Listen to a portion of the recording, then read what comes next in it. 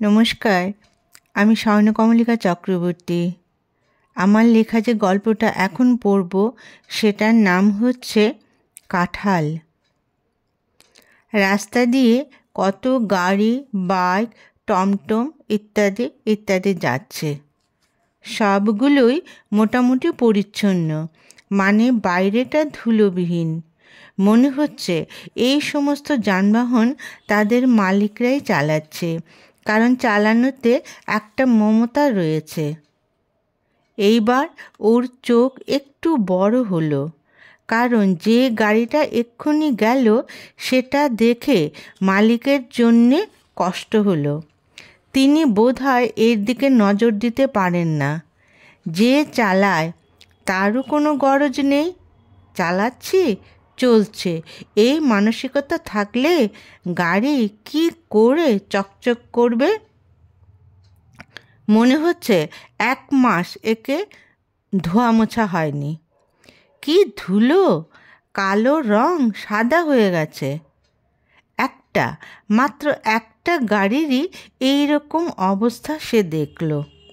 ওর ইচ্ছে করছিল একটা তোয়ালে দিয়ে গাড়িটা মুছে দিয়ে আসে, কিন্তু গাড়ি তো চলে গেছে। ওর কেন জানি বেচারি গাড়িটার জন্য কষ্ট হতে লাগলো। কেউ ওর যত্ন করে না, কেবল খাটায়। আরে গাড়ি কি প্রাণী যে ওর কষ্ট হবে? এইবার সে নিজেকেই বকুনি দিল। নেই কাজ তো খই ভাজ, মাথায় অন্য কোনো চিন্তা তো নেই, তাই এই রকম চিন্তাগুলো আসছে। স্বচ্ছতা আজ প্রথম কলেজ যাবে। এতদিন স্কুলের গণ্ডিতে কেমন একটা বাঁধনে আটকা ছিল, আজ মনে হচ্ছে সেই বাঁধন অনেক হালকা হয়েছে। মনটাও কেমন যেন উড়ু উড়ু, অর্থাৎ সদ্য পাখনা গজানো পাখি। এই ডাল থেকে সে ডাল ফুরুত করে চলে যাও আর মনের আনন্দে গান করো। সে অবশ্য এখন গান করছে না, কারণ তাড়াতাড়ি তৈরি হয়ে একা যেতে হবে। স্কুলে তো বাস আসতো, এখন আর বাস আসবে না, নিজেই গাড়ি করে যেতে হবে, এবং যেতেও অনেকটা সময় লাগবে, তাই একটু আগেই বেরোতে হবে। কলেজ ঢোকার রাস্তাতে দাঁড়িয়ে সে ভাবছে এ যেন কুসুমাস্তীর্ণ পথে সে হাঁটবে। দুদিকে হলুদ রঙের কনকচুরো ফুল, প্রতিটি গাছ একদম হলুদ হয়ে আছে উপরে, আর নিচে গতকাল বাতাসে ঝরে পড়া ফুল, যেন হলুদ গালিচা। সে একবার উপর একবার নিচ দেখল। সত্যি মনে হচ্ছে জীবনে এই প্রথম এমন রাস্তায় হাঁটবে। ভর্তি হবার সময় ফুলগুলো তখনও ফোটেনি, আজ পরিপূর্ণরূপে ফুটে যেন তাদেরকে বলছে, এসো, আমরা তোমাদের অপেক্ষায় বসে আছি। প্রথম যে কোনো নতুন জায়গাতে অভ্যস্ত হতে সবারই একটু সময় লাগে, এইটা স্বাভাবিক। স্বচ্ছতাও এর ব্যতিক্রম নয়। ক্লাসের অধিকাংশ ছাত্রছাত্রী ওর অপরিচিত, কিন্তু কনকচুরো ফুল যেন ওর একান্ত বন্ধু হয়ে উঠল প্রথম দিন থেকেই। সে প্রতিদিন আসা যাওয়ার সময় তাদের দেখত, মনে মনে হিসেব করত আর কতদিন ওরা এভাবে গালিচা পেতে রাখবে। এ হলুদ গালিচা প্রাকৃতিক ফুল দিয়ে তৈরি করা। কজনের সৌভাগ্য হয় এমন গালিচাতে হাঁটবার? সে যে এত সৌভাগ্যবান এটা সে জানত না, কিন্তু বুঝিয়ে দিল সঞ্চার, ওরই মতো কলেজে ভর্তি হওয়া ছাত্র। কাকতালীয়ভাবে ওর সাথে পরিচয় 3য় নাম্বারে, মানে কলেজের সবার সাথে তো এখনও পরিচয় পর্ব শেষ হয়নি। আগে দুজনের সঙ্গে একটু কথা হয়েছিল, বেশি নয়, কিন্তু সঞ্চারের সঙ্গে প্রথম দিন অল্প নয়, অনেক বেশি কথা হয়েছিল। কারণ আর কিছুই নয়, ট্রাফিক জ্যাম। কলেজে ছুটির পর সেদিন স্বচ্ছতা একাই দাঁড়িয়েছিল, অন্যরা কেউ তখনও স্ট্যান্ডে আসেনি। সঞ্চার সেদিন ওর বাবার গাড়ি নিয়ে কলেজে এসেছিল। সেও গাড়ি নিয়ে কলেজ থেকে বেরিয়েছে, স্বচ্ছতাও স্ট্যান্ডে এসে দাঁড়িয়েছে। ওকে দেখে গাড়িটা থামিয়ে সে বলল, এসো, তোমাকে তোমার বাড়ির রাস্তাতে নামিয়ে দেব। সে প্রথম বুঝতে পারেনি যে ওকেই বলছে, কিন্তু সামনে না পিছনে বসবে বুঝতে পারছিল না। এমন অভিজ্ঞতা তো আগে হয়নি, কিন্তু যেহেতু সে নিজেই গাড়িটা চালাচ্ছে তাই সে সামনের দরজাটা খুলে বসে বলল, চলো। একটু যাবার পর গাড়ি ন যজৌ ন তস্থৌ। গাড়ি কি করে সামনে যাবে? বিশাল একটা মিছিল পুরো রাস্তা জুড়ে যাচ্ছে, কাজেই বাইক সাইকেল সব আটকা পড়েছে। এত গাড়ি যে পিছনে ঘুরিয়ে চলে যাবারও কোনো উপায় নেই, না হলে তো অন্য কোনো রাস্তা দিয়ে ঘুরিয়ে নিয়ে যেতে পারত। কিন্তু মুহূর্তের মধ্যে পেছনেও বিরাট গাড়ির লাইন পড়ে গেল। অতএব স্টিয়ারিংয়ে হাত রেখে বসে থাকা ছাড়া আর কোনো উপায় নেই। একা থাকলে বসে থাকতেই হতো, কিন্তু যেহেতু আজ স্বচ্ছতা রয়েছে অতএব বোর অনুভব হবে না। দুজনেই খুব একটা পরিচিত এখনো হয়নি দুজনের কাছে, অতএব কথার ফুলঝুরি শুরু হলো। ফুলঝুরি বোধহয় চলতেই থাকতো যদি না পিছনের গাড়িগুলো প্যাঁ প্যাঁ শুরু করতো। তার মানে জ্যাম খুলেছে, ওরা বলতেই পারছে না। এত নিমগ্ন ছিল কথাবার্তায়। কি এত কথা? মামুলি কথাবার্তায় প্রথম দিনে এত গভীরে চলে গেল যে কখন গাড়ি চলতে শুরু করেছে ওরা লক্ষ্যই করেনি। এ কিসের ইঙ্গিত বহন করছে? কলেজে সদ্য প্রবেশ করা তরুণ তরুণী ব্যাপারটা বুঝতে পারবে না, সেটা সম্ভব নয়। অতএব ওরা বুঝে গেল, কিন্তু মুখে সেটা দুজনের কেউই প্রকাশ করল না, কারণ যে প্রথম দিনের গাড়ি চড়া এটা। দুজনে একই সঙ্গে পড়াশোনা করে, অতএব ছুটির দিন বাদে রোজই তো দেখা হচ্ছে এবং ক্লাসের ফাঁকে ফাঁকে একটু বেশিই কথা হচ্ছে, এবং অন্য সবার চেয়ে এই কথা বলার ধরন একটু আলাদা, অন্যরকম অনুভূতি। কেন যে এমন হয়ে গেল, যাচ্ছে আস্তে আস্তে এগিয়ে যাচ্ছে, ওরা বুঝতে পারে, কারণ মাঝে মাঝে ক্লাস শেষ হলে এদিক ওদিক ঘোরা ফেরাও হচ্ছে। গাড়িতে নয়, কারণ সঞ্চার ওর বাবার গাড়িটা আর সুযোগ মতো পায়নি, তাই কলেজেও নিয়ে আসতে পারেনি। আর গাড়ি ছাড়া ওর এমনি ঘুরতেই ভালো লাগে। গাড়ি নিলে তেল ভরো, তেলের টাকার হিসেব বাবাকে দাও, কৈফিয়তে জবাব দাও, কলেজে যেতে আসতে তো এত টাকার তেল লাগে না, তবে কি পড়ার চেয়ে ঘোরাই হচ্ছে বেশি? তাই অন্য গাড়িতে বা হেঁটে বা অন্য কোনো পার্কে সময় কাটানো অনেক অনেক সুখকর। লোকে বলে সুখের সময় বেশি দিন থাকে না, এবং তাদের জীবনেও এই সত্যটা এমনভাবে মিলে যাবে ওরা ভাবতে পারেনি। কলেজ বেশ কিছুদিন ধরেই ছোটোখাটো একটা ঝামেলায় জড়িয়ে পড়ছিল, এবং সেটা চলছিল ছাত্রদের মধ্যে। সেটা সেদিন চূড়ান্ত আকার ধারণ করল। কর্তৃপক্ষ কলেজ বন্ধ করে দিলেন।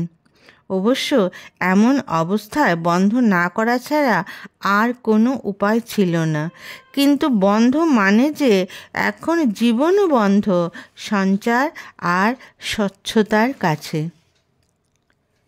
কলেজে থাকলে রোজ বাড়ি থেকে বের হওয়া যায়, কিন্তু এখন রোজ বার হলে মা বলবে, কী রে, কলেজ তো বন্ধ, তবে কোথায় যাস?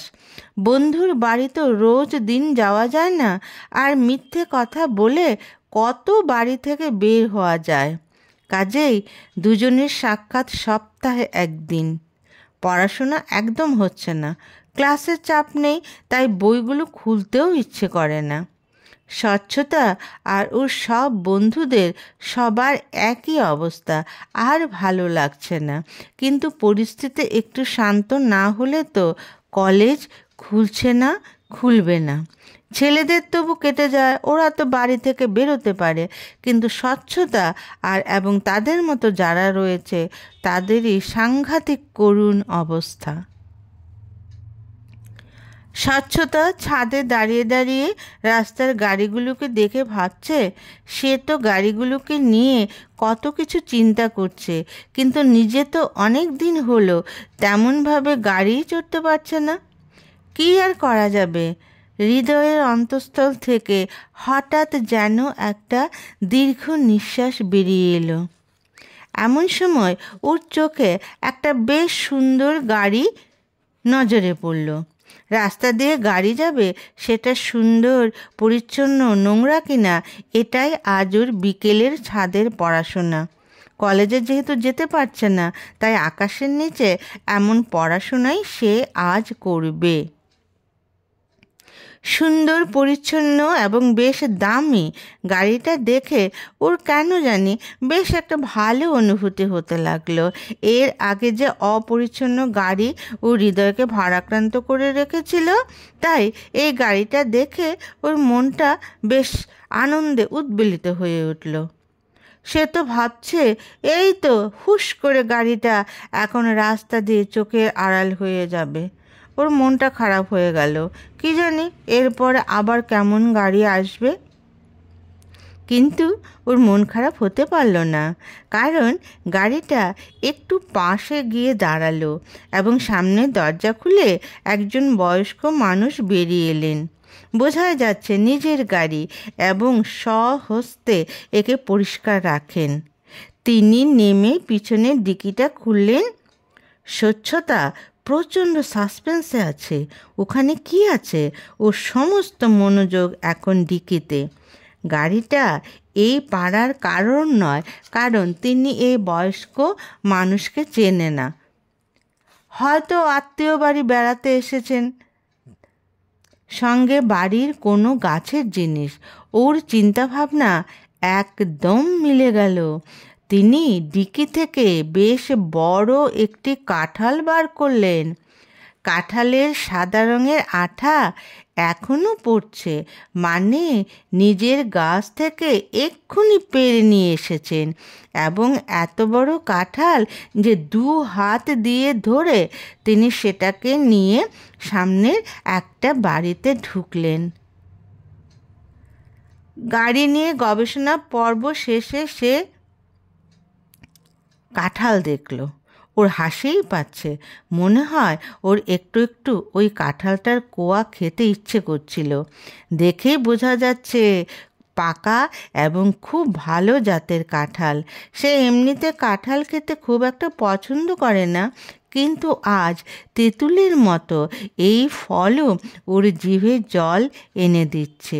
আর আঠা, কাঁঠালের আঠাই বলে, প্রেম যে কাঁঠালের আঠা, লাগলে পরে ছাড়ে না। এটা একটা গানের লাইন ওর এখন মনে হলো। ঘরে এসে দেখলো ওর এক বান্ধবী এসেছে সুখবর নিয়ে। আগামীকাল থেকে আবার কলেজ খুলছে, অতএব সে যেন আবার শুরু করে এই যাত্রা। খুশিতে 2 বান্ধবী ডগমগ। বাড়িতে সময় আর কাটতে চাইছিল না, আর তাই তো আজ গাড়ি নিয়ে বিকেলবেলাটা কাটালো। অনেকক্ষণ গল্প করে চা চানাচুর খেয়ে বান্ধবী বিদায় নিল। অনেক দিন পর ক্লাস করার পর ওরা দুজন কলেজের একটি গাছের নিচে গিয়ে বসলো। মাঝে মাঝে যা একটু বান্ধবীর বাড়ির নাম করে দেখা হয়েছে। কলেজে ক্লাসের ফাঁকে দেখা করার আমেজটাই অন্যরকম। সেই অনুভূতিটা আজ অনেক দিন পর পেল, তাই কথার চেয়ে পাশে বসাটাই যেন একটা সুন্দর মুহূর্ত তৈরি করলো। স্বচ্ছতা কিছু কথা বলার পর গতকালের গাড়ির অভিযানের গল্পটা বলতে শুরু করলো। সঞ্চার বলল, এই জন্যই লোকে বলে নেই কাজ তো খই ভাজ। সে জীবনে এই প্রথম ছাদে দাঁড়িয়ে গাড়ি নিয়ে বিশ্লেষণের পড়া হয় শুনল, কিন্তু গল্পের শেষ অধ্যায়টা শুনে সে হাসবে না কাঁদবে বুঝতে পারছে না। স্বচ্ছতা ওর চোখের দিকে অপলক তাকিয়ে আছে। সে কি কিছু ভুল করলো? না তো, সে তো কাঁঠালই দেখেছে এবং সেটাই বলেছে, আম তো বলেনি। তবে কি হলো বুঝতে পারছে না। সঞ্চার বলল, তুমি সেদিন আমার গাড়িটা চড়েও আমার গাড়িটা চিনতে পারলে না? সে অবাক হয়ে বলল, মানে? তোমার বাবা ছিল? ওর বাবা ওর এক বন্ধুকে বাড়ির কাঁঠাল খাওয়ার জন্য নিজের গাছ থেকে সবচেয়ে বড় ফলটা পেড়ে বন্ধুর বাড়ি দিতে গিয়েছিল। সেই বাড়ি যে স্বচ্ছতার বাড়ির কাছাকাছি। এখন সে বুঝতে পারল ওর কথা শুনে, স্বচ্ছতার ও তো আর ওর বাবাকে চেনে না, আর একদিন মাত্র গাড়িটা চড়েছে। এক রঙের গাড়ি তো কতই থাকে। সেদিন নাম্বারটা দেখে রাখলে হয়তো চিনতে পারত, কিন্তু ছাদ থেকে গাড়ির নাম্বারও ভালো করে দেখা যাচ্ছিল না। সে সেদিন গাড়িই চড়েছিল, গাড়ির নাম্বার দেখার কোনো প্রয়োজন মনে করেনি, তাই গাড়ির নাম্বার কিছুই সে দেখেও নি, বলতেও পারবে না। এইবার স্বচ্ছতার কি দুঃখ! আগে জানলে তো নিচে নেমে আঙ্কেলকে ঘরে এনে বসাতো। সঞ্চার বলল, ঠিক আছে, আমাদের কাছে আরও প্রচুর কাঁঠাল রয়ে গেছে, তোমার জন্য না হয় আমি নিয়ে আসবো একটা। তোমার মা বাবার সাথে পরিচয়টাও হয়ে যাবে, সাথে ফলের রসও খাওয়া হবে। স্বচ্ছতা হাসতে হাসতে বলল, দেখলে, আমি গাড়ি অভিযান করেছিলাম বলেই তো তুমি আমাদের বাড়ি যাবার সুযোগ পেয়ে গেলে। স্বচ্ছতা বলল, আমাকে নয়, কাঁঠালকে ধন্যবাদ দাও। সে না থাকলে আমি কোন ছুতোয় তোমাদের বাড়ি যেতাম। ওরা এখন আবার ক্লাস করতে যাচ্ছে। দুজনেই যেন কাঁঠালের স্বাদ এখন থেকেই টের পাচ্ছে। স্বচ্ছতা ভাবছে, কবে কাঁঠাল নিয়ে ওর প্রিয় বন্ধু ওর বাড়িতে আসবে। নমস্কার।